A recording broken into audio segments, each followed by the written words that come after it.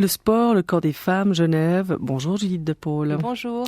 Vous présentez ce soir un film au Théâtre Saint-Gervais de Genève, le résultat d'une quête de plusieurs semaines où vous êtes allés partout, le sport se déploie, des terrains de gymnase, des piscines, et où ce sont les femmes qui pratiquent des sports habituellement, disons, de tendance un peu plus masculine, on va dire. Ce film s'appelle Sportif Suisse et il est la continuité d'un travail théâtral à la fois documentaire, performatif, interactif, que vous avez présenté il y a 2 ans, notamment au Théâtre Saint-Gervais. Pour ancrer le contexte, je crois que c'est important quand même qu'on se pose.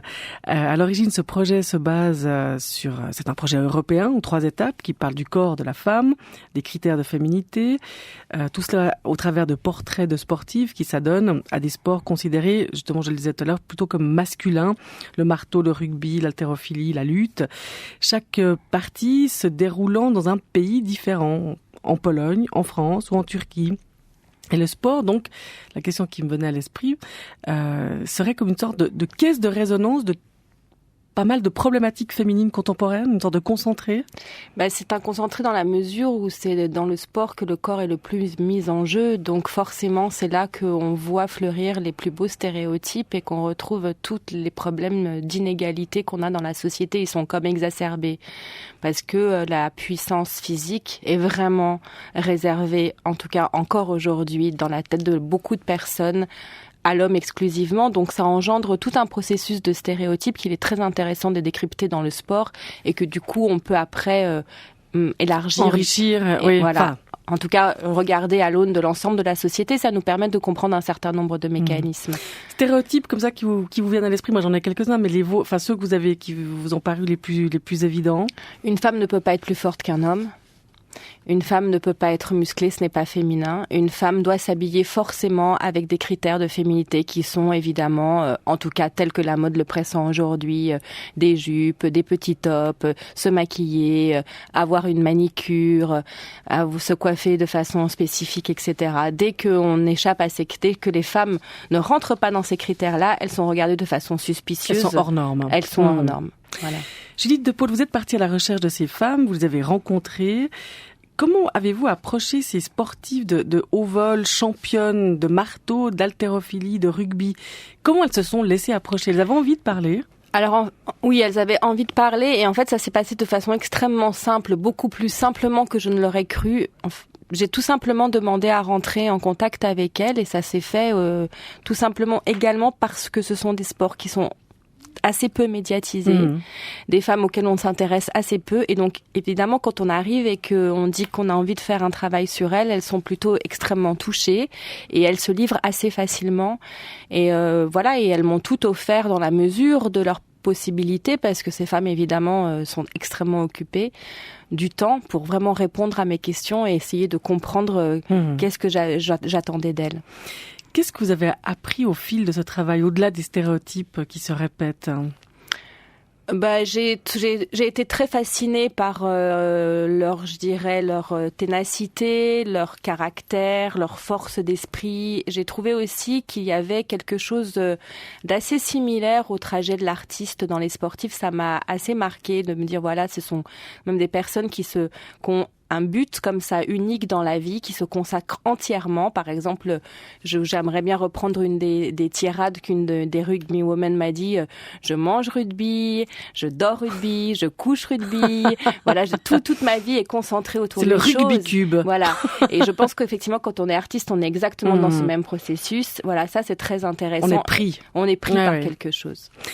Très bien.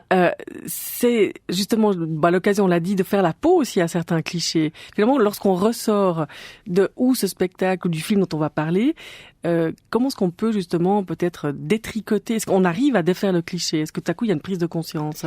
Oui, il y a une prise de conscience parce que quand on exacerbe tous les clichés, au bout du compte, on se rend compte à tel point ils ne sont pas tenables et à quel point ils sont caduques et à quel point on est coincé dedans et que vraiment il faudrait commencer à faire quelque chose parce que c'est pas possible. Dans le film sur les sportifs suisses, on s'aperçoit la difficulté qu'elles ont à pratiquer leur sport et on s'en étonne fortement. Et on se dit mais comment c'est possible? Ben oui, parce que quand on veut faire du hockey sur glace et qu'on est une femme, on n'a pas accès à une patinoire. Comment se fait-il? Et donc ça pose toutes ces questions-là et on se dit qu'il y a vraiment quelque chose à faire parce que on sent chez ces femmes une réelle envie d'avancer, réelle envie de pratiquer leur sport. Et c'est pas pour devenir un homme, c'est juste parce qu'elles ont envie. C'est pas pour devenir un homme, c'est juste par passion, parce qu'elles ont envie, parce qu'elles ont envie de faire quelque chose avec leur corps, comme on en a toutes et tous envie, mais que c'est compliqué, alors que pour les hommes, ça l'est moins. On va écouter un extrait tout soudain, dans un tout petit instant, mais j'avais envie de vous poser cette question, Judith de Paul. Lorsque vous faites ces performances théâtrales, lorsque vous présentez ces films, lorsque vous présentez aussi cette installation interactive avec 4 écrans où on voit justement toutes ces femmes qui font ces sports et qui s'expriment là-dessus, quelles sont les réactions du public masculin ? Le public masculin a un peu du mal. Il a du mal et souvent il ose dire que le sport au féminin n'est pas un vrai sport. Très bien. Alors, extrait de votre film sportif suisse que vous présentez ce soir à Saint-Gervais-Genève. J'ai commencé à m'intéresser au skate à l'âge de 12 ans parce que j'avais des amis qui en faisaient. Petit à petit, j'ai commencé à faire des compétitions. C'est chaque fois l'occasion de passer des bons moments et de rencontrer des filles, surtout quand nous ne sommes pas nombreuses. Mais ça n'en fait pas pour autant un sport typiquement masculin. J'ai commencé la lutte à l'âge de 6 ans. Je lutte depuis 22 ans et depuis 13 ans à haut niveau. Je suis la seule femme dans l'équipe nationale suisse. Dans mon club, je suis aussi la seule femme. Je fais du ski nautique, en particulier le slalom, mais je fais aussi du saut et des figures. Depuis que je suis petite, je rêve d'être payée pour faire du sport. Donc si je travaille à côté, c'est parce que j'ai besoin de gagner ma vie. Donc si aujourd'hui on me propose d'être payée pour faire du tchoukball, je ne vais pas hésiter une seconde.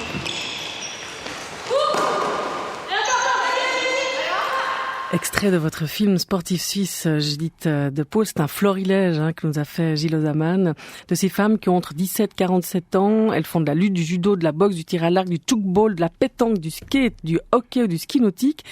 Et vous, du coup, vous êtes sortie du monde des championnes, parce que finalement, ce problème, on l'a bien compris, transite aussi dans le sport et les femmes, c'est problématique.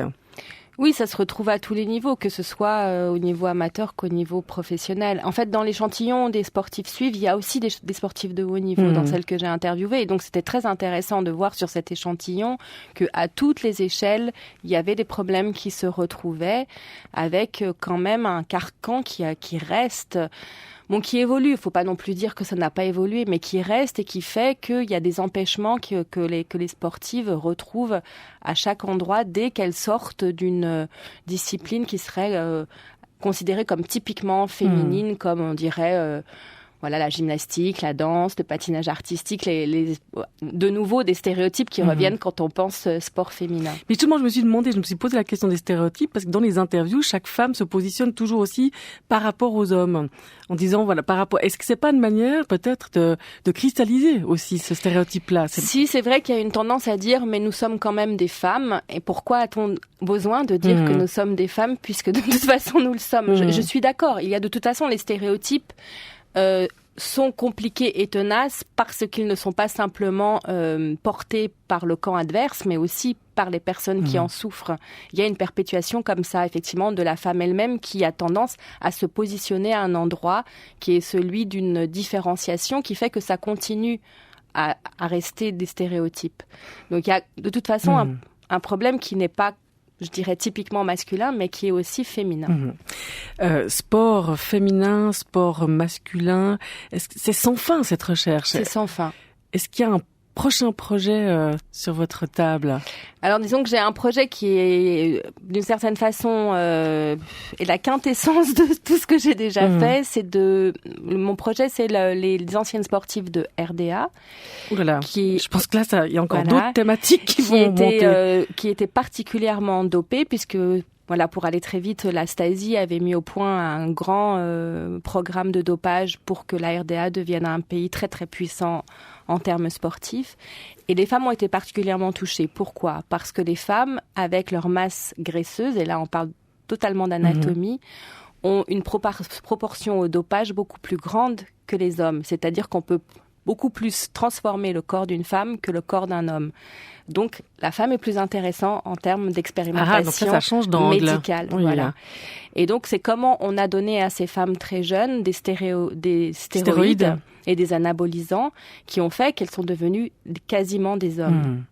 Et vous êtes déjà allée à la rencontre de ces femmes ? Je suis déjà allée à la rencontre de ces femmes. Récemment, là, j'ai enfin trouvé des femmes qui souhaitaient, qui acceptaient de témoigner parce que c'est encore une blessure très forte et c'est quelque chose qui s'est passé il y a pas longtemps.